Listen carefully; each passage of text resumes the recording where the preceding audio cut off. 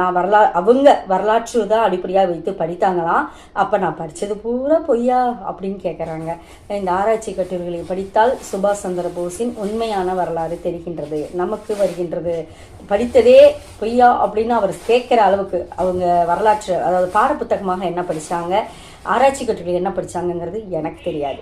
ஆனால் ஒரு ஆதங்கம், அவருடைய ஒரு எழுத்தாளராக, ஒரு வரலாற்று மாணவியாக அவருடைய ஆதங்கத்தை அவர் பதிவு செஞ்சிருக்கிறார். இதை நம்ம யோசிக்க வேண்டிய விஷயம் இல்லைங்களா?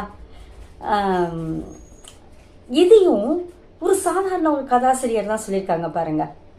இது அவங்க ஒரு சின்ன ஒரு வரி ஆதங்கம் எதையெல்லாம் நம்ம என்ன தூண்டுது, எதையெல்லாம் சிந்திக்க தூண்டுது, எதையெல்லாம் யோசிக்க தூண்டுது, எதையெல்லாம் ஆராய தூண்டுது.